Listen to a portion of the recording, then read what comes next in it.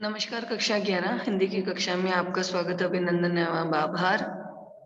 हमेशा की तरह हम अपनी हिंदी साहित्य सेविका, जिनका नाम दिया गया है निर्मला पुतुल, के जीवन परिचय से परिचित होने जा रहे हैं। प्रस्तुत पाठ में किस हिसाब से इन्होंने अपनी रचनाओं के माध्यम से वन तथा वन्य जीव संरक्षण की शिक्षा हमें दी है, उसी शिक्षा से परिचित होते हुए हम इस कार्य में प्रेरित भी होंगे। तो निर्मला पुतुल एक ऐसी हस्ताक्षर है जो वास्तव में बहुत अभावग्रस्त और पिछड़े हुए इलाके में रही, जन्मी, वहीं इनका पालन पोषण हुआ। उस चीज को इन्होंने भोगा था, अनुभव किया था। यानी आप बीती जो भी चीज है, जो भी कथ्य है, जो भी अनुभव है, उन्हें इन्होंने अपने रचना कर्म के माध्यम से आवाज दी है, शब्द दिए हैं। तो चलिए बढ़ते हैं निर्मला पुतुल के इसी जीवन परिचय की ओर। इनके द्वारा रचित एक प्रमुख संग्रह है नगाड़े की तरह बजते हैं शब्द, और ये शब्द ही है जिनके अंदर वो सामर्थ्य है जिनके माध्यम से वो अपनी समस्त भावनाओं को उजागर कर सकते हैं।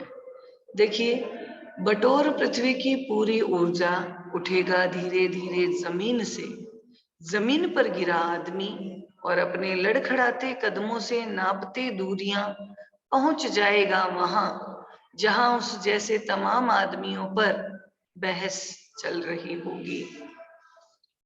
तो निर्मला पुतुल, जिनका जन्म सन 1972 में झारखंड के दुमका नामक क्षेत्र में हुआ, इनकी रचनाएं हैं नगाड़े की तरह बजते शब्द और अपने घर की तलाश में। इनका जन्म एक आदिवासी परिवार में हुआ और जीवन की आरंभिक परिस्थितियां बहुत संघर्षपूर्ण रही।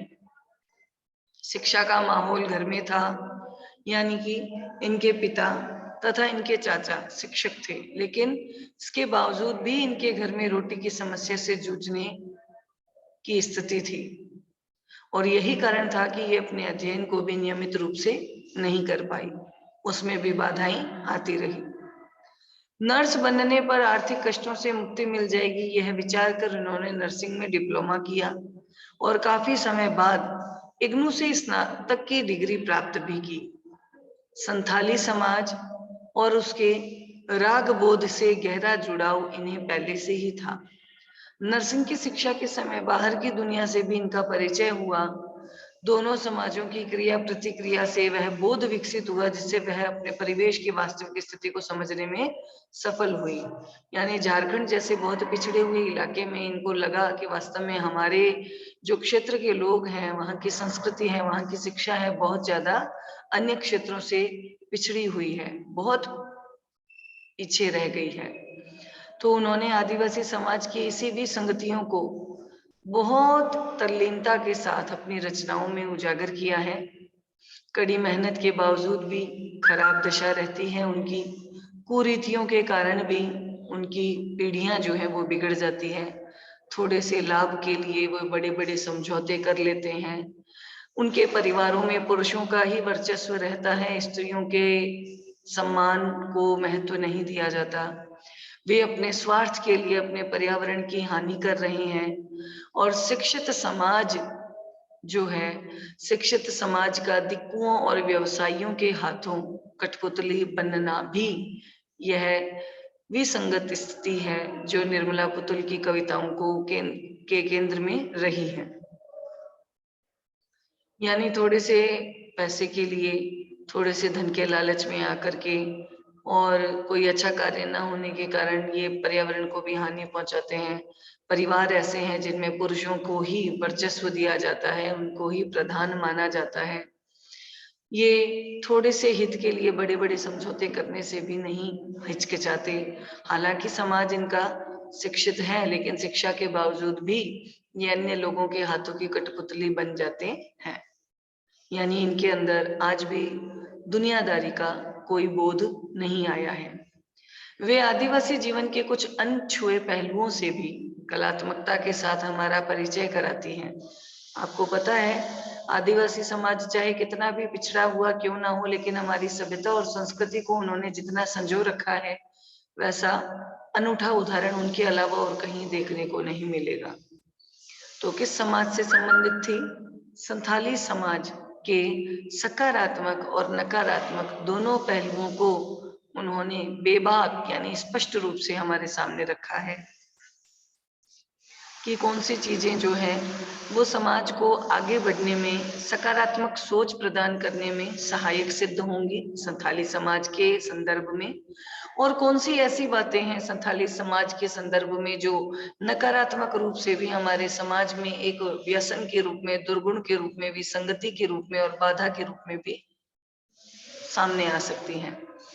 संथाली समाज में जहां एक और सादगी, भोलापन, प्रकृति से जुड़ाव और कठोर परिश्रम करने की क्षमता ऐसे सकारात्मक तत्व हैं, वहीं दूसरी ओर अशिक्षा, कुरीतियां और शराब की ओर बढ़ता हुआ उनका झुकाव, ये जो है वो बहुत बड़े दुर्गुण है।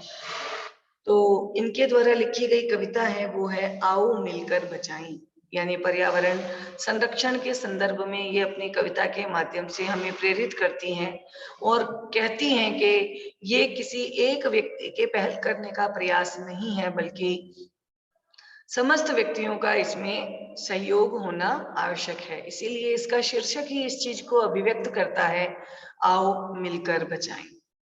वृहत्तर संदर्भ में यह कविता समाज में उन चीजों को बचाने की बात करती है जिनका होना स्वस्थ सामाजिक और प्राकृतिक परिवेश के लिए बहुत जरूरी है। प्रकृति के विनाश और विस्थापन के कारण आज आदिवासी समाज जो है वो संकट में है।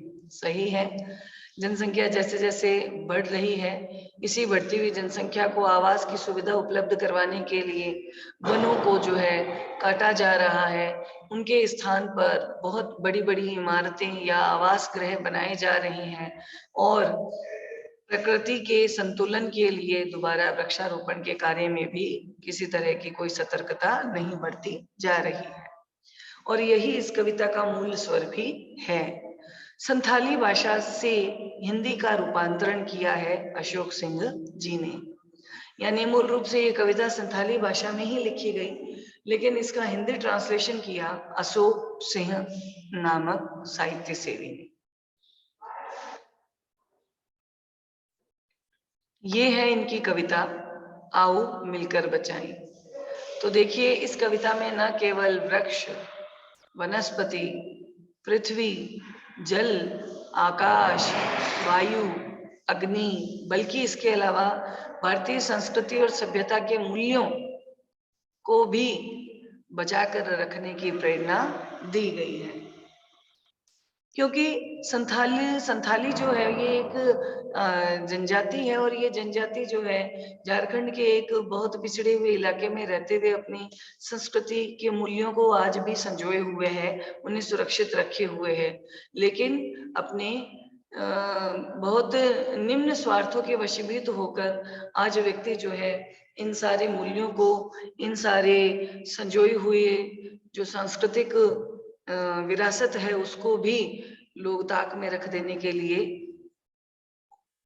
तत्पर दिखाई देते हैं। वो ये मानते हैं कि इस तरह अगर उनके पास सुविधाएं नहीं हैं तो उन सुविधाओं को जुटाने के लिए अगर उनको ऐसा मार्ग भी इख्तियार करना पड़े तो भी कोई गलत नहीं है, अनुचित नहीं है। तो शीर्षक दिया है इन्होंने आओ मिलकर बचाएं। क्यों बचाएं? क्योंकि आज के समय में प्रदूषण की अधिकता के कारण प्रकृति के पांचों तत्व बहुत ज्यादा प्रदूषित होते जा रहे हैं। इस प्रदूषण को विराम देने के लिए और प्रकृति के अंदर संतुलन को स्थापित करने के लिए एकल नहीं बल्कि सामूहिक रूप से हमें यह प्रयास करना आवश्यक है। तो इनके द्वारा संथाली भाषा में लिखी गई कविता का हिंदी रूपांतरण जो अशोक सिंह जी के द्वारा किया गया, उसके निम्नलिखित शब्द हैं, देखिए। अपनी बस्तियों को नंगी होने से, शहर की आबो हवा से बचाएं उसे।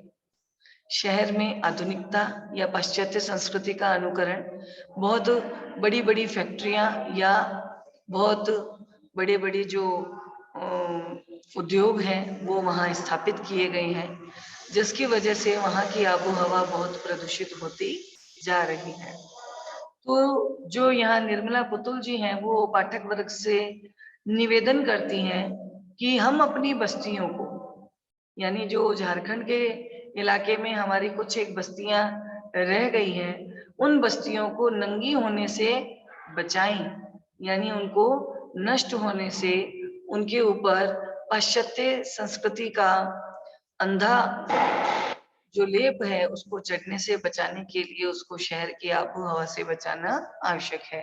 यानी शहरी वातावरण में जो कुछ घटित हो रहा है उन चीजों से इसको दरकिनार करके रखना आवश्यक है। बचाएं डूबने से पूरी की पूरी बस्ती को हडिया में। यानी यदि आप अपनी पूरी बस्ती को आधुनिकता की होड़ में सांस्कृतिक मूल्यों और सभ्यता को तिरोहित करते हुए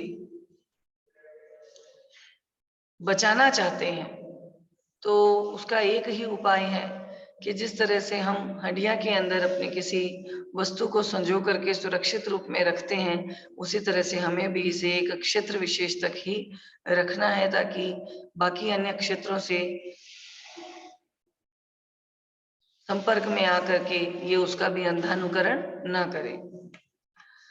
अपने चेहरे पर संथाल परगना की माटी का रंग और भाषा में झारखंडीपन, यानी यहाँ कवियत्री कहते हैं कि अपनी भाषा और अपने क्षेत्र विशेष में बोली जाने वाली स्थानीय बोली को भी हमें यहाँ बनाए रखना आवश्यक है। तो इन्होंने कहा कि अपने चेहरे पर संथाल परगना की माटी का रंग, यानी हर किसी व्यक्ति पर अपनी माटी का रंग, यानी अपनी माटी के प्रति प्रेम भाव होना आवश्यक है।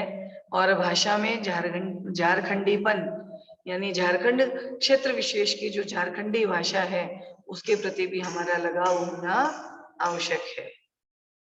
तो यहाँ हम देख पा रहे हैं कि बहुत ही सामान्य लहजे में और साधारण से शब्दों का प्रयोग करते हुए अशोक सिंह जी के द्वारा दिए गए इस हिंदी रूपांतरण में संथाली भाषा में लिखी गई कविता निर्मला पुतुल के द्वारा आओ मिलकर बचाएं का एक सुंदर रूपांतरण प्रस्तुत किया गया है, जो वास्तव में एक जनजाति विशेष के द्वारा अपने सांस्कृतिक मूल्यों और अपनी सभ्यता को चिर काल के लिए संजोए रखने का एक जज्बा है और प्रेरणा है, वो हमें प्रदान कर रहा है।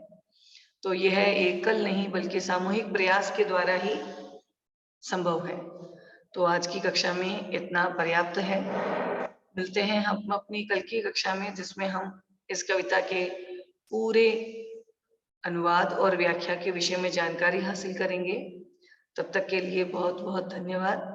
घर पर बैठ करके इन समस्त पाठों का दोबारा अध्ययन करें और अध्ययन के पश्चात इनसे संबंधित अतिरिक्त प्रश्न और उत्तर पर भी चर्चा करें। बहुत बहुत धन्यवाद आप सभी का।